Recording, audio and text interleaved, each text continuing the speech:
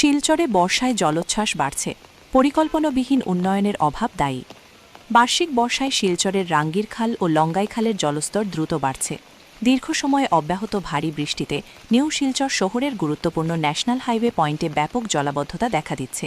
স্থানীয়রা জানাচ্ছেন, যাত্রী ও যানজটের সঙ্গে বর্ষার জলে সৃষ্টি হওয়া অচলাবস্থা জনজীবন ও বাণিজ্যে বিঘ্ন ঘটাচ্ছে। প্রশাসন খাল পরিষ্কারের কাজ শুরু করলেও তীব্র বৃষ্টিতে তাৎক্ষণিক কোনো ফল দেখা যাচ্ছে না বলে বাসিন্দারা অভিযোগ করেছেন। অনেকে বলছেন, উন্নয়ন প্রকল্পের পরিকল্পনা অপর্যাপ্ত ও বাস্তবায়নে অনিয়ম ও অলসতার কারণে কাজ সময়মতো ও মানমাত্রায় হচ্ছে না।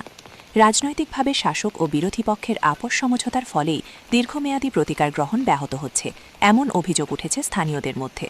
নাগরিকদের মতে, অবকাঠামো নির্মাণ কেবল নির্বাচনী প্রতিশ্রুতি নয়, এটি ভবিষ্যৎ প্রজন্মের পাশে দাঁড়ানো। না হলে সংগঠিত প্রতিবাদ ছাড়া স্থায়ী সমাধান মিলবে না।